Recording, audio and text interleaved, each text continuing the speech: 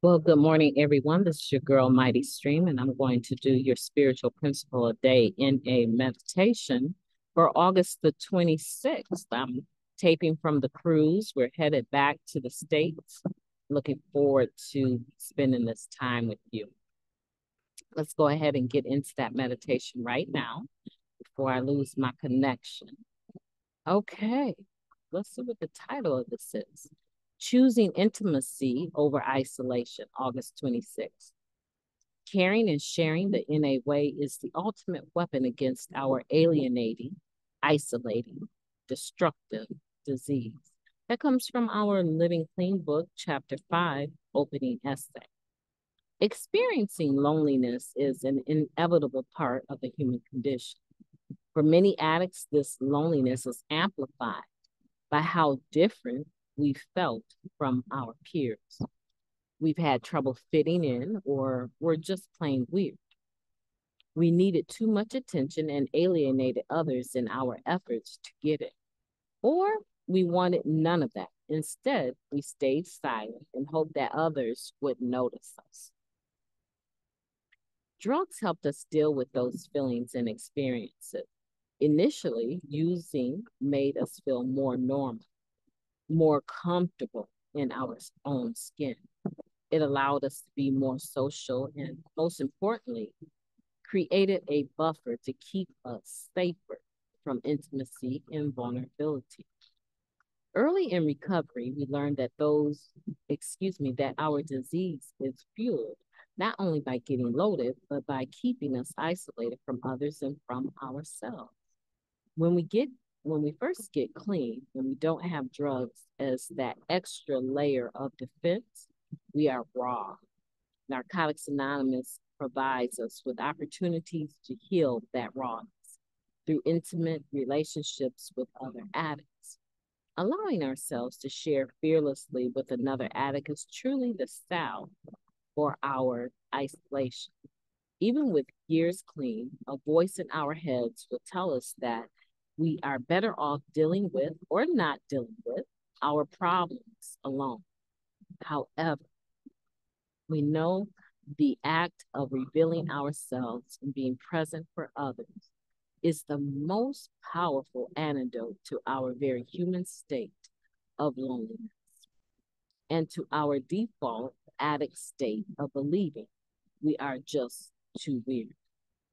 Even though sharing may be uncomfortable, I will take a risk and allow myself to be seen by another addict. I will choose connection over isolation. Let's take a moment of silence followed by the we version of Serenity Prayer. Moment of silence now, please.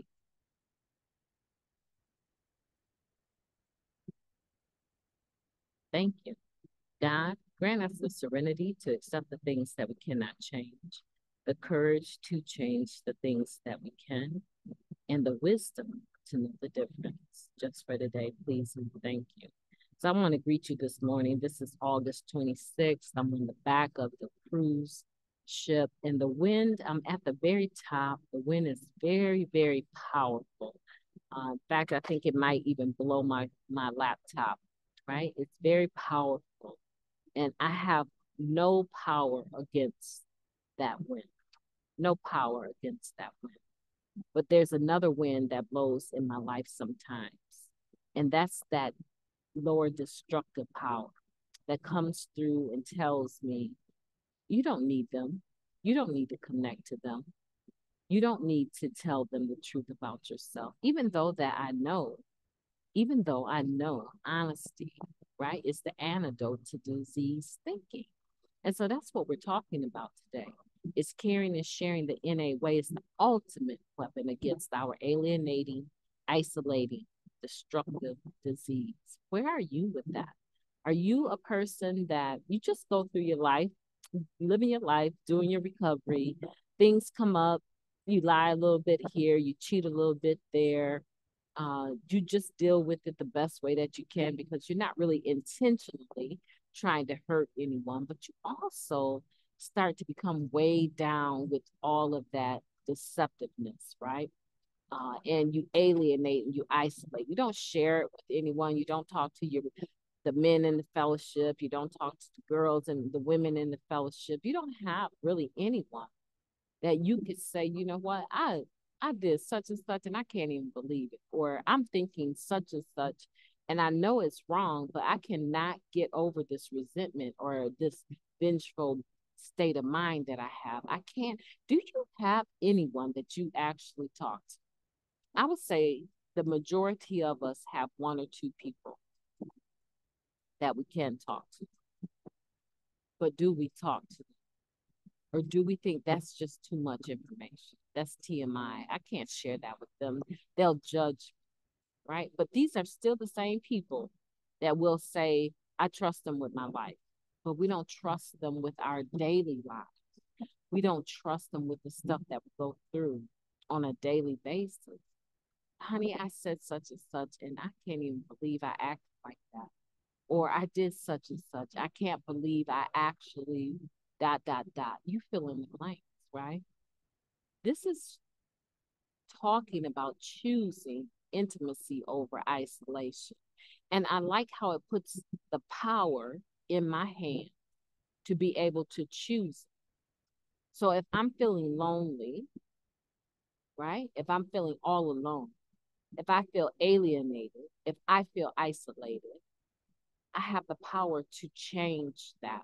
That is a wind that blows through my life that I frequently have to fight against. You know, I don't know how many of you personally know me. There's about 315 of you that are subscribed, right? To many people compared to their channels, that's a very small number. But for me personally, that's no small feat. That's not a small number. So there's about 315 of you that occasionally listen to me every day. And you know me from the things that I share. It's important for me to be able to do this because it also allows me to offload some of that stuff, that ickiness that I'm passing through, the thoughts that I have. It helps me to redirect that powerful wind of the destructive power of isolation and alienation. I hope that you understand picking up what I'm putting down because I'm just trying to share with you that this benefits me. But I also have people in my day to day life that I know I can talk to, that I do talk to. Where are you with that? Who have you talked to lately? Who have you invited into your life and said, you know what, this is what's going on with me? And just put it out there. It's not like their opinion is going to change what you do or don't do. It may. They don't have any power over your thoughts or your actions. So, what do you have to lose? What do I have to lose by sharing something that I consider deep, right? What do I have to lose? Judgment? I'm already judging myself anyway. No one can judge me worse than what I'm already judging myself. So, what do I have to lose by putting it out there with that one person?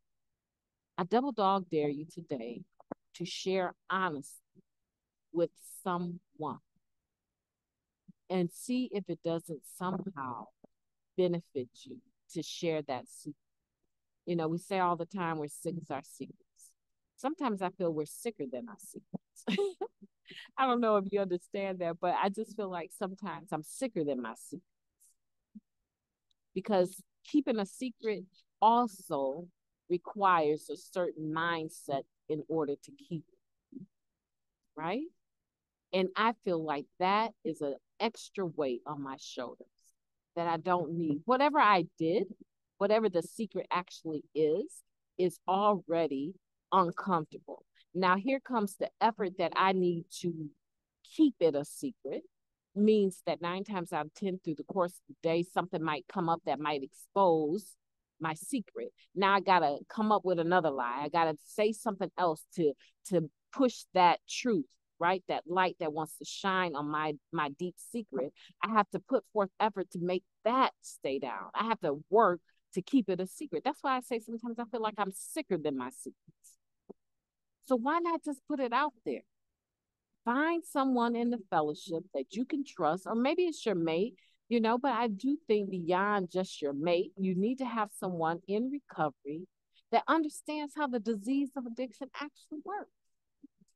Take a chance today. I double dog dare you. And then leave me a comment in down below how it felt. It felt good. It felt bad. I felt shame. Matter of fact, you have my email, recoveryofhope21@gmail.com. A few of you have stayed in touch with me through the email, but I'm encouraging all of you to stay in touch with me. That email is for you to reach out to me, and maybe we need to do some work together. Maybe that mini fifth step, right? Rather you have a sponsor, but maybe that mini fifth step, that little truth that you need to share to offload, share it with me, right? You have nothing to lose.